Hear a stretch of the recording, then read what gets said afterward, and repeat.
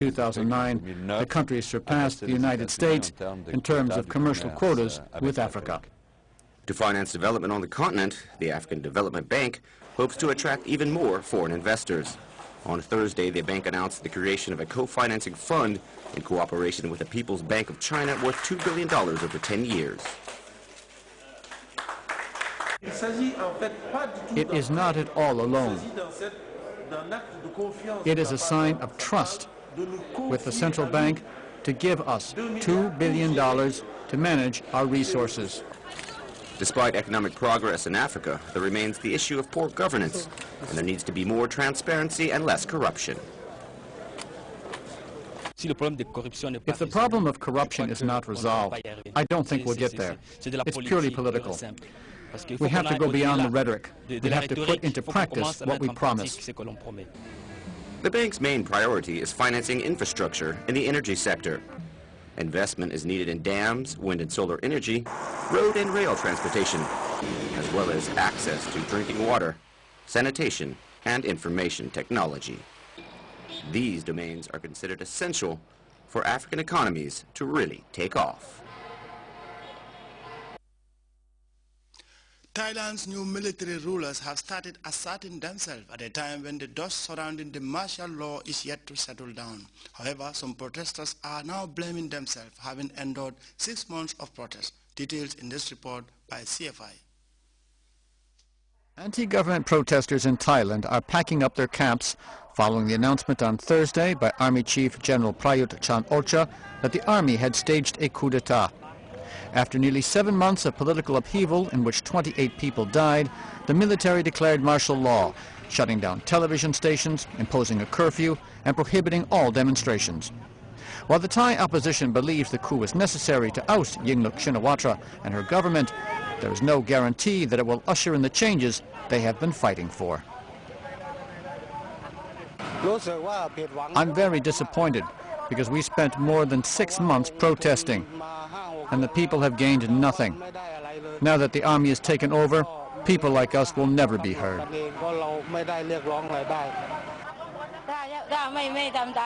If the army answers our demands and goes ahead with the reforms, then okay. But if it doesn't, then I'll come back. On Friday, the military summoned nearly 100 political leaders from the former government and the opposition. Among them, former Prime Minister Yingluck Shinawatra, who was removed from office by the Thai court earlier this month. Ms. Shinawatra, the sister of Thaksin Shinawatra, is one of 155 political figures whom the army has prohibited from leaving the country.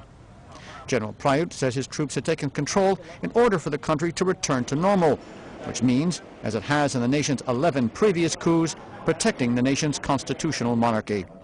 Months of demonstrations have pitted supporters of the monarchy, the so-called yellow shirts, against the red shirts of former Prime Minister Thaksin Shinawatra. General Prayut is also considered responsible for a military operation against a camp of red shirts in 2010, in which more than 90 people were killed and 2,000 injured.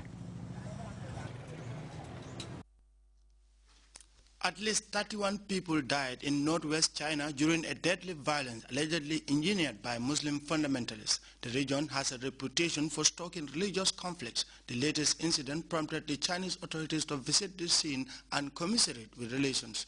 The U.S. State Department has condemned the violence and said those responsible should be brought to book. Multiple bomb attacks killed 31 people Thursday morning in an open-air market in Urumqi, the capital of the northwestern Xinjiang region of China. The Chinese Public Security Minister immediately went to assess the damages and visit the injured. President Xi Jinping vowed to severely punish the terrorists and crack down hard on them. This region, which is home to the mainly Muslim Uyghur minority, has seen periodic violence, including the harsh repression of the Chinese authorities and attacks by the Muslim separatist fundamentalist Uyghur. The inhabitants denounced the violence on both sides. Those who did this cannot represent the Xinjiang people, since they violated the principles of the Quran, which advocates true goodness, mercy and peace, and patriotism.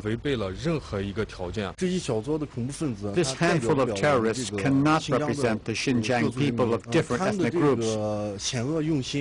Their intentions are vicious, and they are not able to get what they want.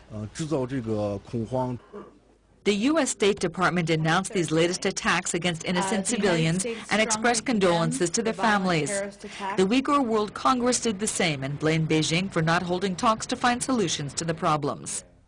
Give the Chinese Communist Party a kiss, and the Chinese Communists took power out of the barrel of the gun, so they believe that's the only way to deal with every problem. They used the gun for 65 years to suppress Uyghurs, Tibetans, everybody else. But the problems are not disappearing, they're only getting bigger. These bombings occurred the day after 39 Uyghurs were handed heavy sentences of up to 15 years in prison for having broadcast terrorist videos.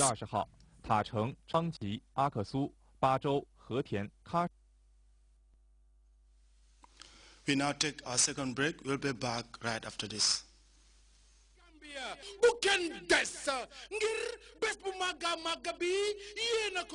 It's a free show. It's a free show with a difference. Come out en masse. Let's celebrate the day in grand style, featuring the biggest, the hottest, top-rated artist lineup coming out of the Gambia. Hey,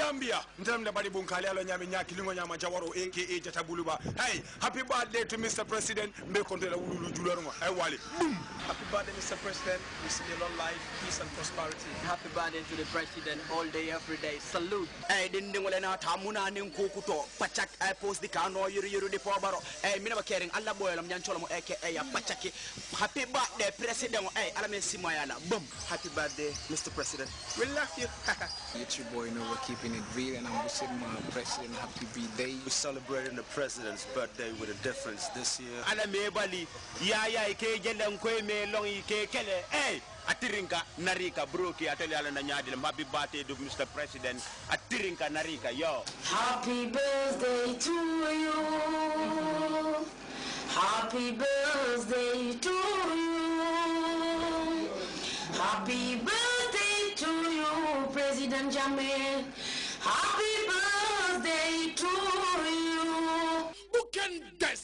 Best Maga Magabi, Yena Komom. Saturday, 24th of May, 2014, 9 p.m. Bakanar Sapa, Tesserakunda Westminster Stadium. The best Betundu Tunduyi, the Kanifi Municipal Council, KMC, under the Daily Observer, in a spectacular, mega explosive birthday celebration, the Magal, Besijudu, Njiti Reumi, Chingandu Music Festival, Bufi Musuta Amma, Dina Yangute Dina Denu, Malako Waka. Mango Fancy, Moki Hachi, Inshallah, Sami, Ninukel, and Kokanarade, Pascada Fanarane. Proudly sponsored by Gambia Sinureo.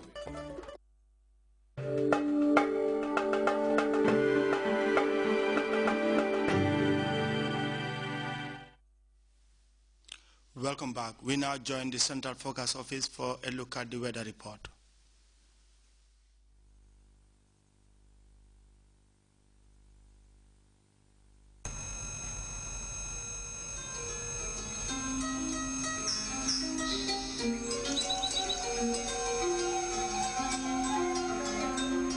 The source assures us of a continuous flow, and from there, everything follows.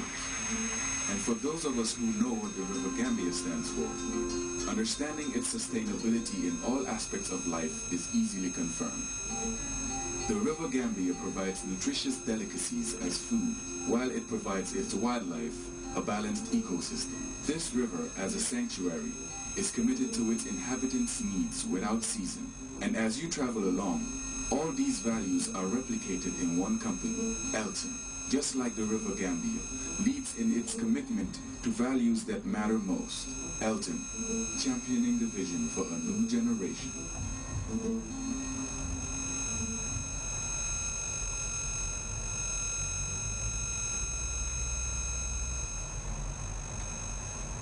Good evening, viewers. Welcome to the weather segment. We experience a warm, dry and sunny atmosphere this afternoon across the country, whilst the satellite picture indicates convective activities over Nigeria, the central and eastern parts of Africa. Tonight will be mild and partly cloudy, particularly over the coastal areas, and warm over the inland areas. Tomorrow morning it will be partly cloudy and cool across the country, becoming warm, dry and sunny over the coastal areas, whilst over the inland